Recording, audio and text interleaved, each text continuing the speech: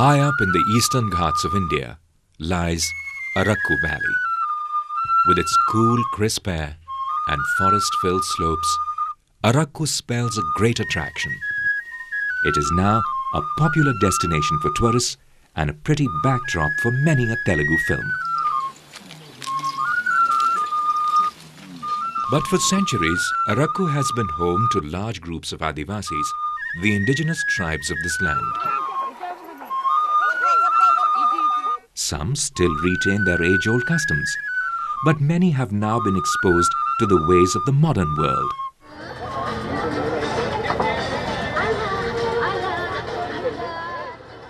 In this weekly bazaar of Arakku town, for instance, today you will find almost anything you want.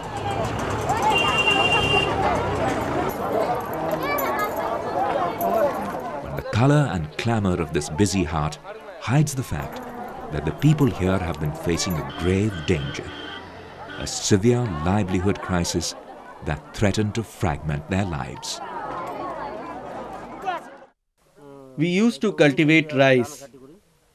The yield became less. I had to look for daily wage, but there was no work.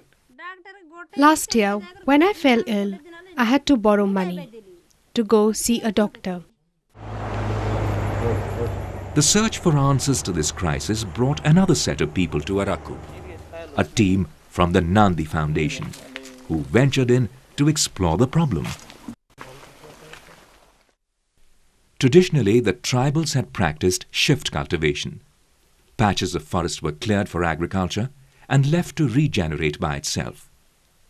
Over the years, mounting pressure to cultivate more and more and rampant deforestation turned large stretches of Arakku into complete wasteland. Soon, food grains weren't enough and livelihood options non-existent. Mushtaq, a community farming expert, and Nandi Foundation were travelling deep inside whatever little remained of the forest land. And it was here that they chanced upon a seed of possibility: coffee. We engage the local persons to teach them and to build confidence. And they should think the coffee is the income generating activity, not just as any other crop. A decade-old government initiative to grow coffee in the valley had unfortunately failed. But the bushes were still there, languishing in neglect. Nandi felt this could be changed.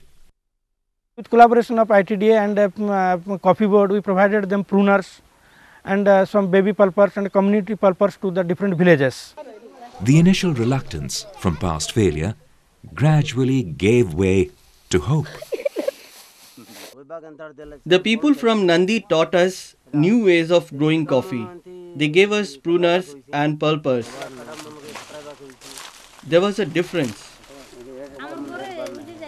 After following their guidance, things have started to improve. Planting coffee has worked well for me.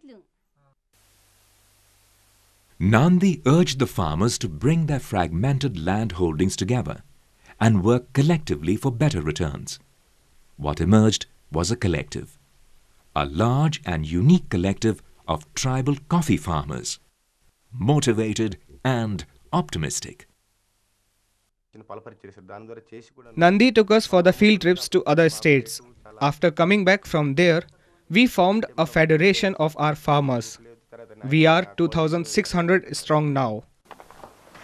To honor the promise of high returns, Nandi realized it had to set the benchmark high, and so they did. The attempt would be to make high-quality, 100% organic coffee that could compete with the best in world markets.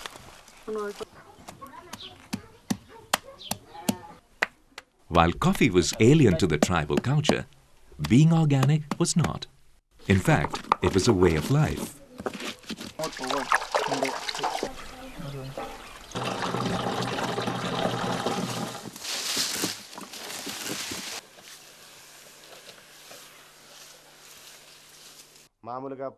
We made compost and pesticides from natural resources.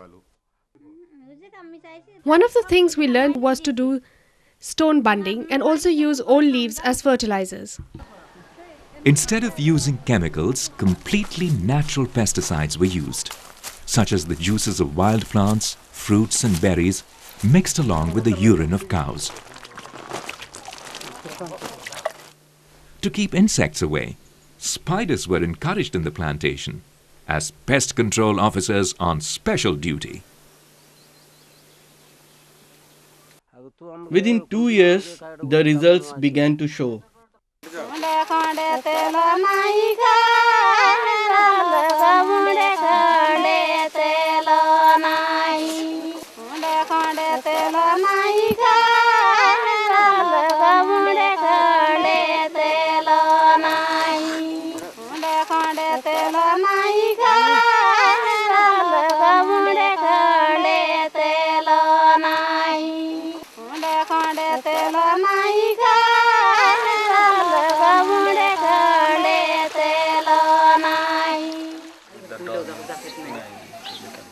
So again another problem comes, mainly that quality aspect, they are not maintaining this during the drying, and they were drying in the simple on floor, on the cow dung floor, and the coffee generally that it absorbs the smell, so it hampers the quality. The need of the hour was to create a common place where all the beans could be brought. Nandi set up a central unit where the beans could be washed, pulped and dried under controlled conditions. The focus was on building the capacity of the tribal community to do it themselves.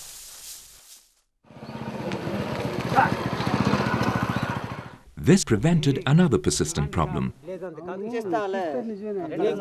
local middlemen paying low prices and exploiting the farmers. Today the coffee is sold through the federation at the higher price, and in future we plan to sell all our produce through this federation.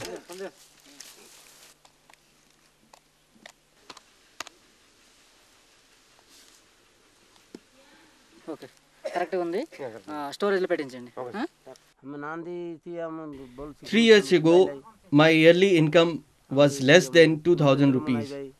This year, I harvested 2,400 kilos of coffee. With the help of Nandi, I received 36,000 rupees.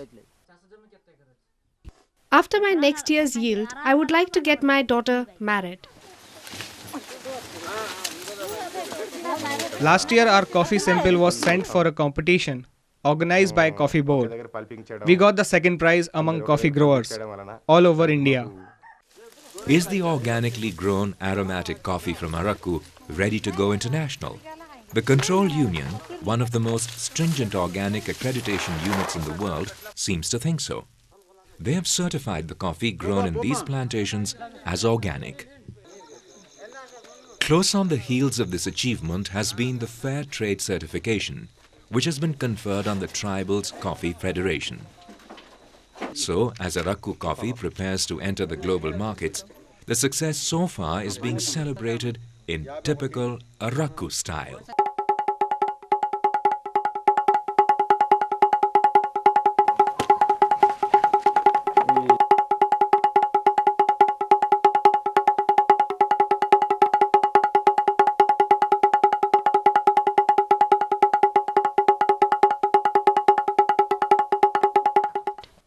Once I manage to save enough money, I want to buy a color TV. I want to give my children and my grandchildren a good life. In my old age, I should be able to support myself. I want to give my son good education so he can be someone important when he grows up.